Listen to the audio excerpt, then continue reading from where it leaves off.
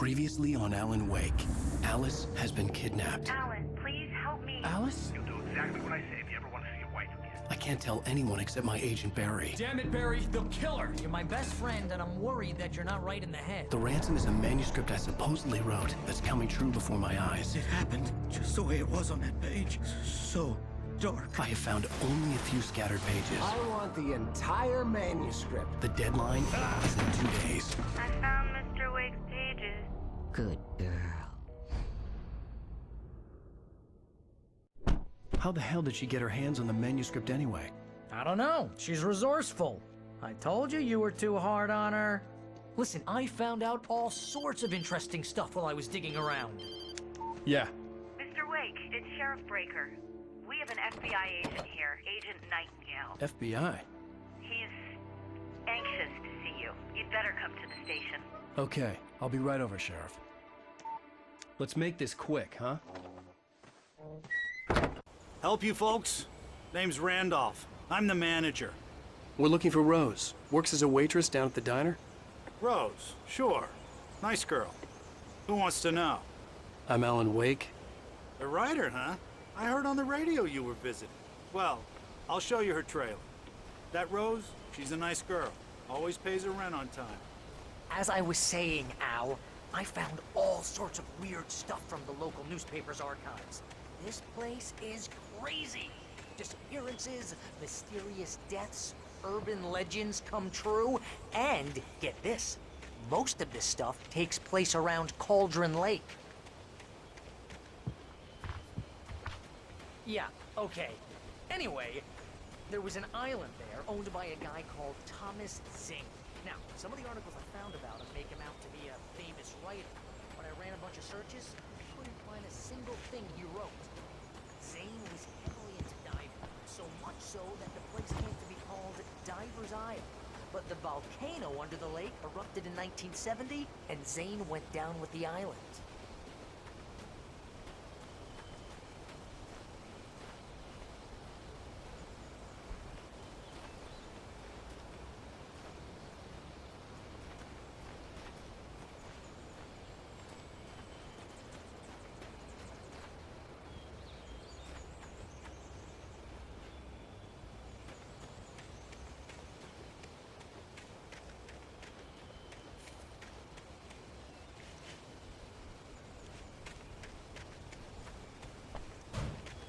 Come on, mister. I'll take you to Rose's trailer.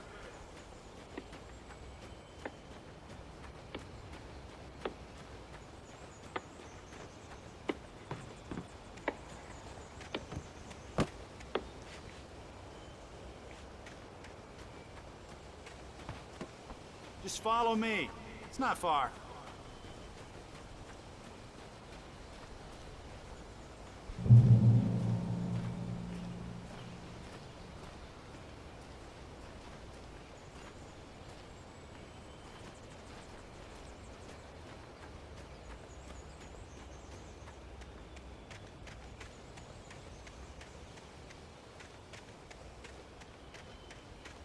Listen, I got things to do. This place don't run itself. Yeah, how about that? It was there in the morning, as if it had fallen from the sky. But it would take a tornado to lift something like that. We're damn lucky it didn't crush any of the trailers.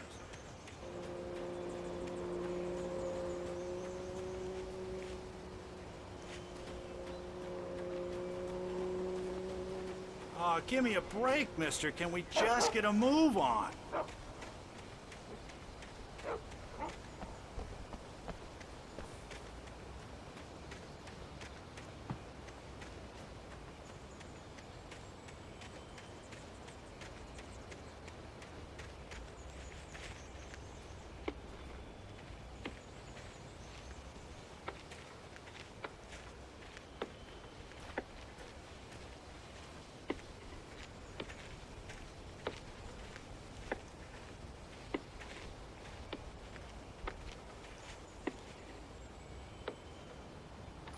Gets better. A local girl, Barbara Jagger, drowned in Cauldron Lake just a week earlier. They were lovers. Sure, Jagger's a local spook story. The Scratching Hag comes for you in the dark. Childish stuff like that. Anyway, Al, I'm just getting to the best part. All of the articles about this stuff were written by Cynthia Weaver. I asked around, and she's that crazy bag lady you met. What, the lamp lady? She can be a little loopy, but she's not homeless. Yeah, anyway, she knew both Jagger and Zane before they both died, and she had some kind of a breakdown.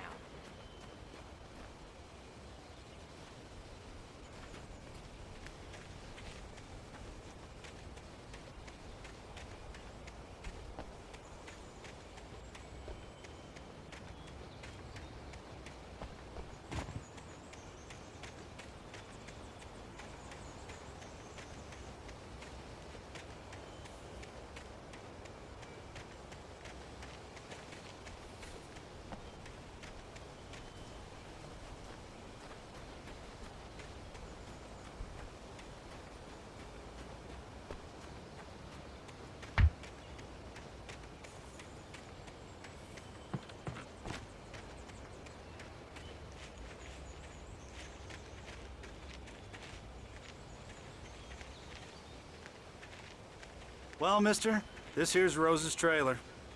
You mind me asking what you want with her? We're just here to talk to her, pal.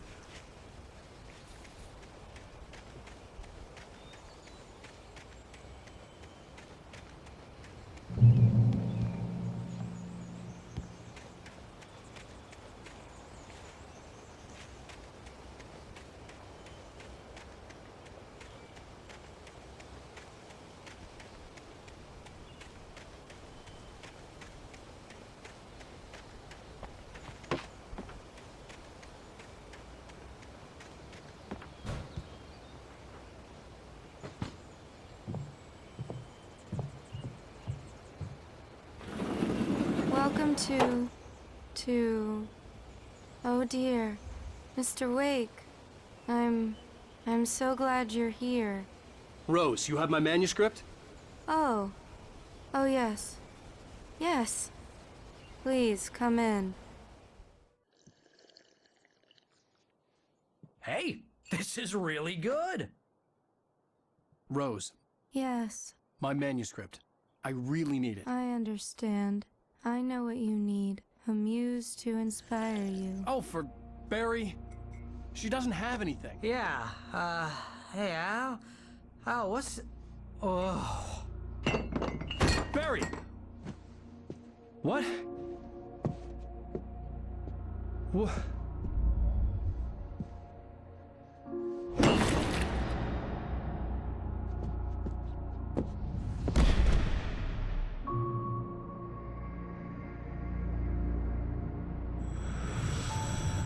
It's coming for you, hiding in my barber's skin.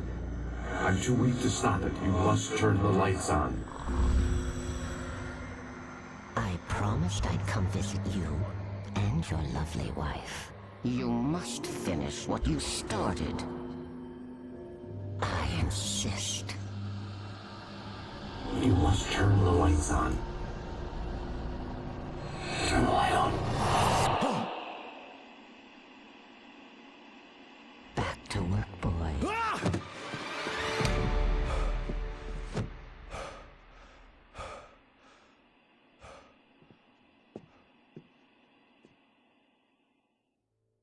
I felt nauseous, hungover. Only anger kept me going.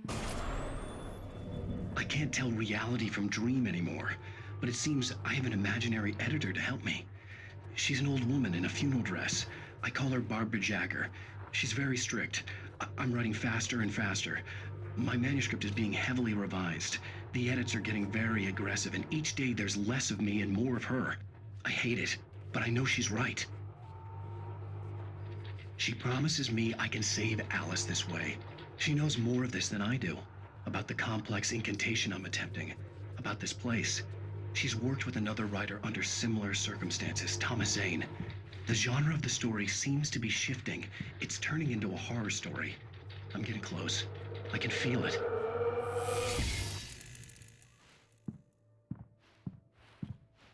Rose took a day from me. I had less than 12 hours left to meet the kidnapper. All I could do was get Barry into the car, work something out once I got on the road.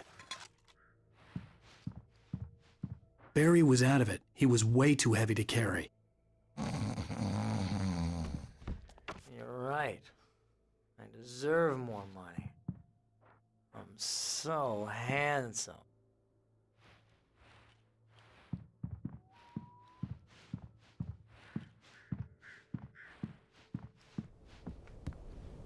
My gun and flashlight were gone. I'd have to find a way to get Barry into the car as quickly as possible. There was no time to waste. Mr. Randolph liked Rose. That little smile she had. How she was still sweet when life had tried so hard to make her bitter. It wasn't any of his business what she did in her trailer. But those strangers, the writer and his smart-ass sidekick, looked like trouble. And they'd been in there for hours, way past her normal bedtime. He reached for the phone and called the sheriff's station.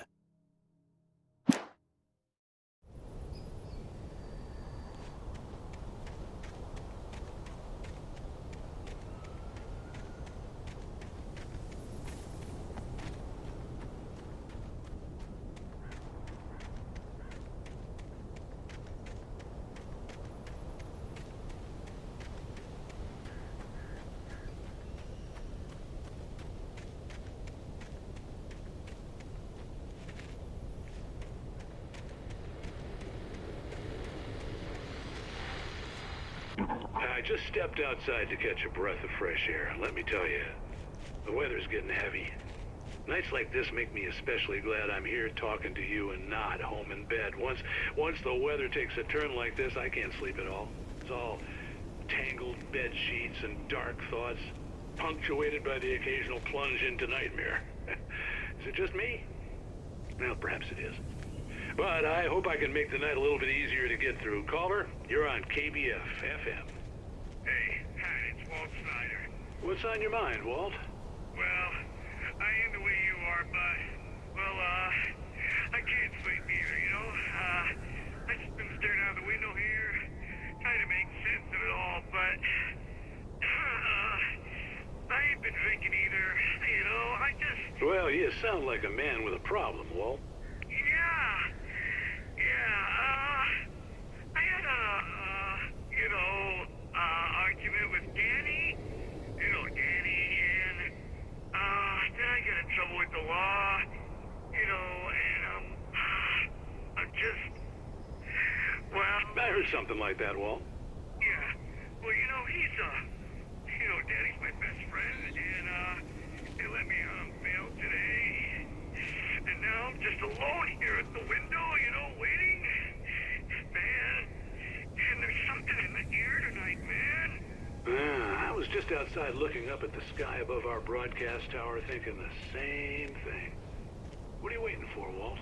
I don't know. Something's gonna happen.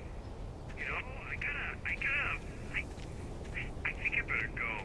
Well, Walt, maybe... No, thanks, Pat. Well, good luck to you, Walt. Hang in there. Let's take a little break, folks. This weather's really something else, huh?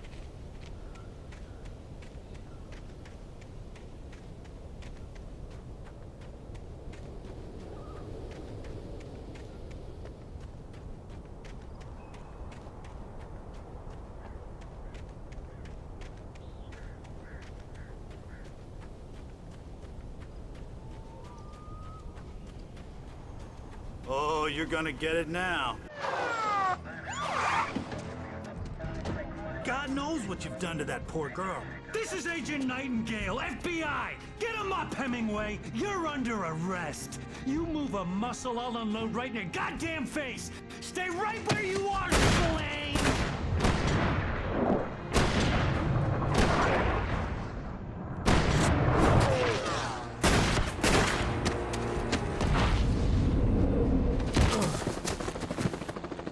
What are?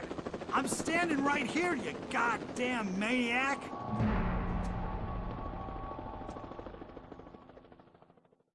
I hated to leave Barry behind, but there was no way I'd miss my appointment with the kidnapper. Give it up, Mr. Wake! Come on! Take it easy on him! Get after him! Don't let him get away!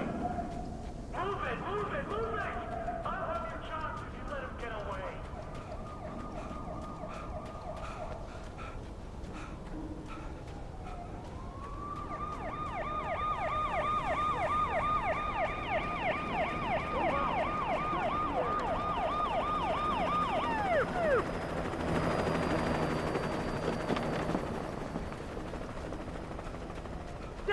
plant! Freeze!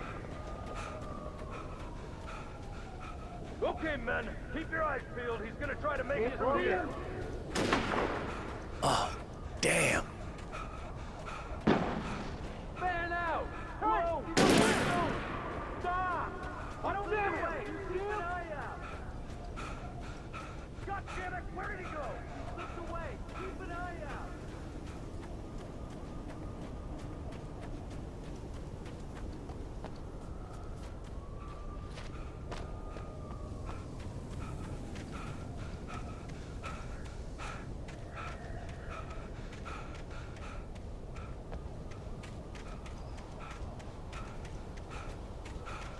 He's gone! Come on, guys! We need to head him off!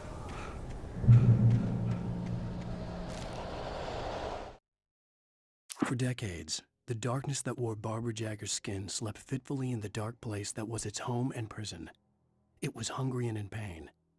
It dreamed of its nights of glory when the poet's writing had called it from the depths and given it a brief, terrible taste of power and freedom.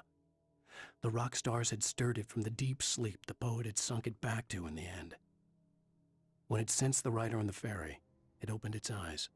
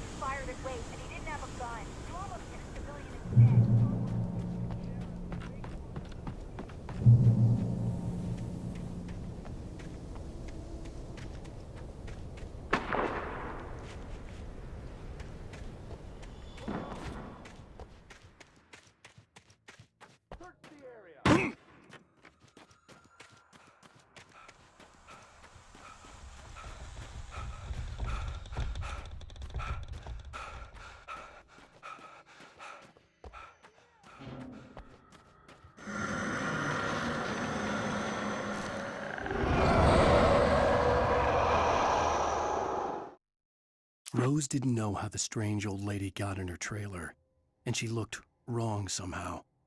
The woman showed her teeth in an approximation of a smile and traced a finger down Rose's cheek. "Pretty girl," she said. Rose felt as if she was falling asleep, but her knees didn't buckle. The crone spoke in a whisper, her words ice cold and dark in Rose's ear.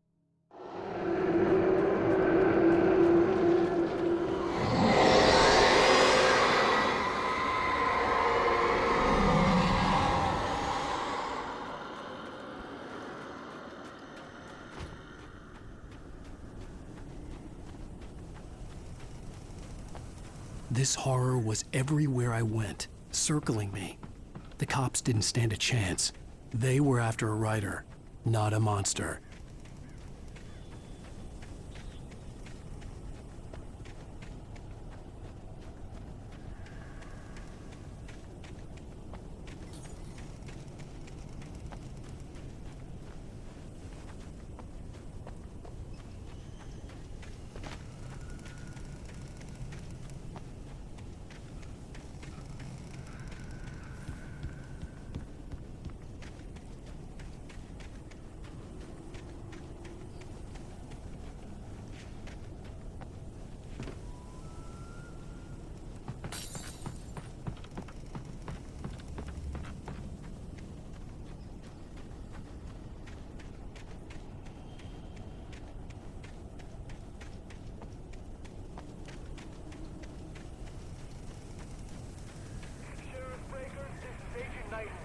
I've lost contact with most of the men you assigned to me. It's Wake's doing. Wait, are you seriously telling me that geek writer just took out my deputies? Are you kidding? I mean, have you seen this guy? He wears a tweed jacket. Over. He's the guy we're chasing. If it's not him, who then? Bigfoot? Over. I don't know yet, but I'm not in the habit of jumping to conclusions. That tends to come back and bite you in the ass. Out.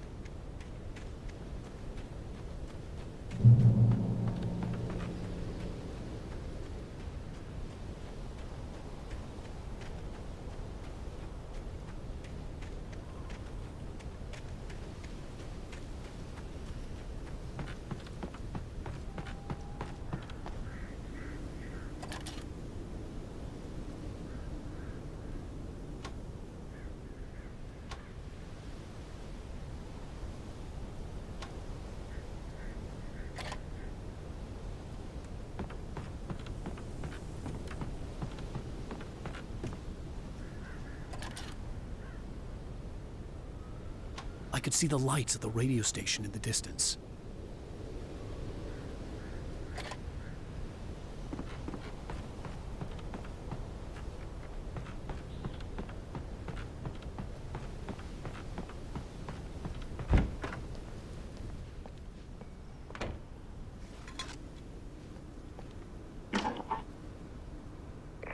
This is James. Mulligan, Thornton, come in. Over. Thornton here. James, we got both Wheeler and Rose in custody. They didn't put up a fight or anything. Why, they were... Hey, what are you... Come on! Sit down and give me that. James, Mulligan here. Over. Go ahead, Mulligan. Over. We got Wheeler and Rose here. Wheeler's drunk or hopped up on something. Speaking of which, that Fed had a pretty distinctive whiff of Otis Scotch about him, you know what I mean. Over. I don't have anything on that, Deputy Mulligan. Over. Well, whatever. Anyway, Rose is just being plain weird here. You better get Doc in to take a look at both. Over. Gotcha. You better get them here quickly. The, Fed's gonna want to interview Wheeler. Over. Oh, yeah, I'll bet he does. Looks like they have a lot in common. Mulligan out.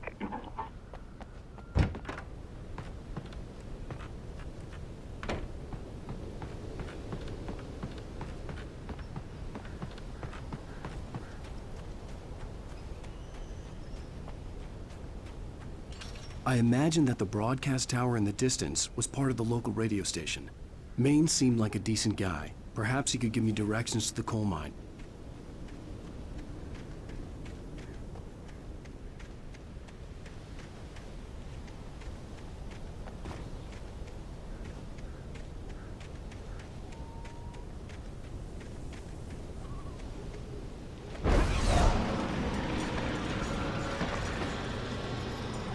Unnatural shadows clung to the gate. The darkness that was after me was trying to stop me.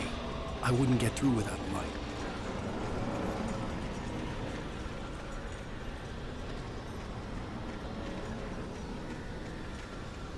There was no power to the searchlight.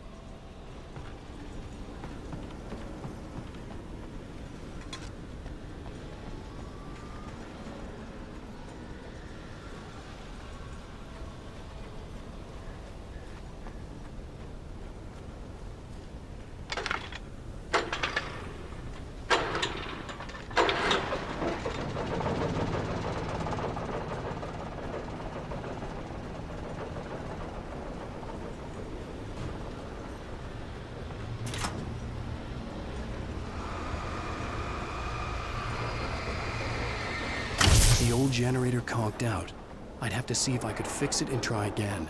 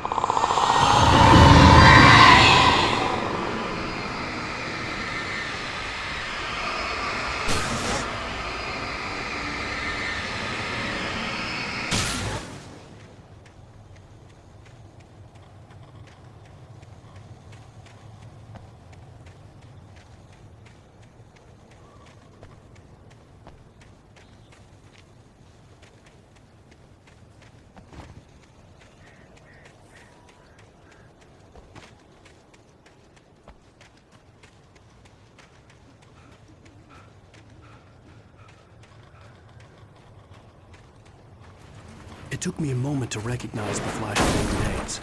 They were an ideal weapon for my situation. Team 1, come in. Over.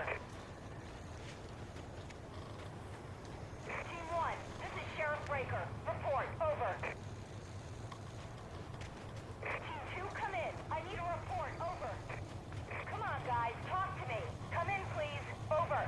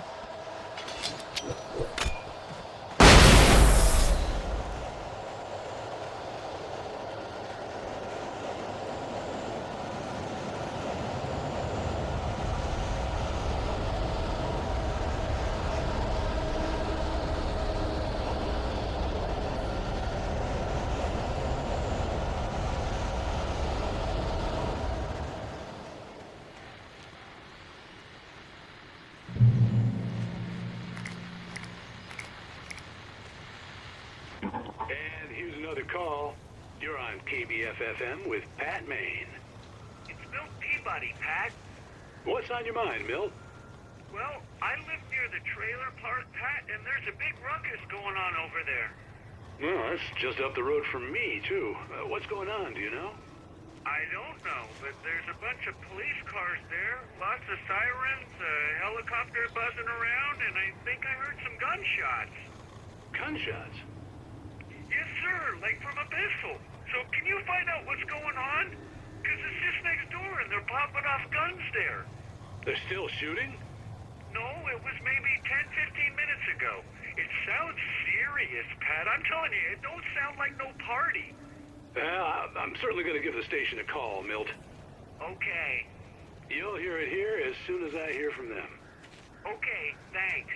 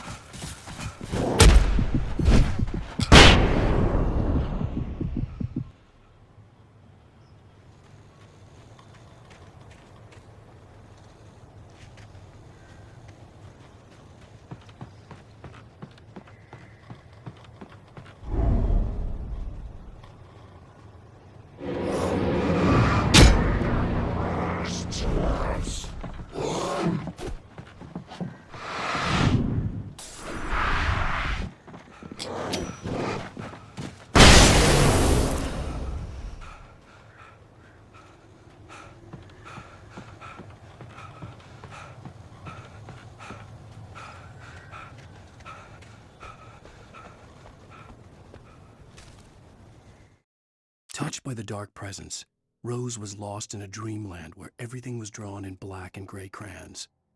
The old lady had promised her that all her wishes would come true. She would be Alan Wake's muse. She was smiling so hard it hurt her face. She crushed a bottle full of sleeping pills into the coffee. Deep down inside, she was screaming in terror.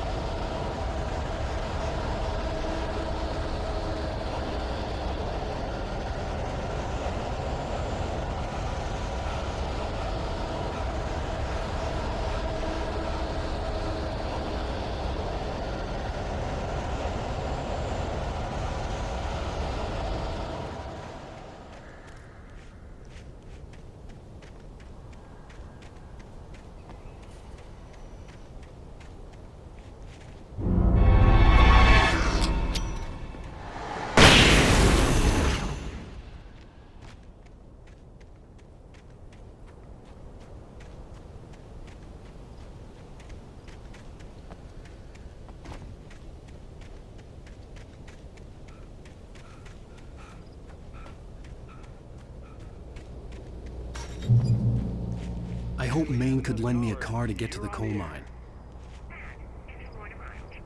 Oh, why, hello, Lorna. What do you have for us?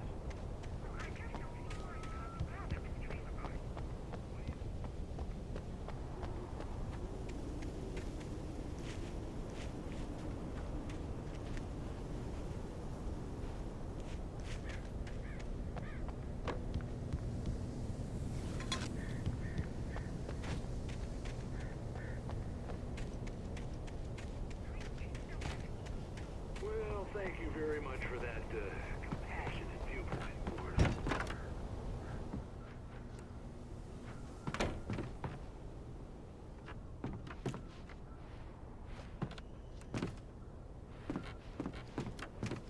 Oh, you're a little surprised. The famous writer Alan Wake just walked in, folks. I'm going to see if I can talk him into an interview. Come on in, Mr. Wake. Oh, I'm so glad you could find the time to do this, Mr. Wake. Nowhere to run now, Dan Brown. You back away from me. Don't hurt. Whoa. Everyone calm down. Put the gun down. We're all friends here, right? Cool your jets, Nightingale. We got him. Judas Priest! What the hell's the matter with you? There's a civilian in there.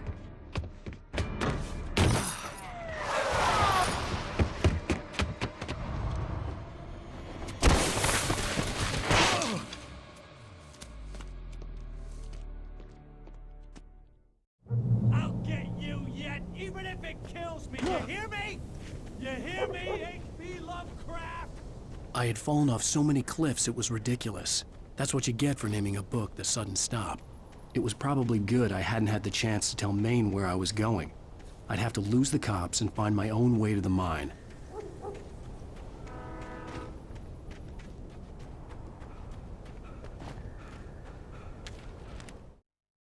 Nightingale stared through the broken studio window into the dark woods. He turned around, started to walk out, but Maine grabbed his arm. "Young man, you almost shot me. You don't shoot off rounds at people like that. What's the matter with you?" Nightingale shook his arm free, marched out. His cheeks burned with rage and humiliation.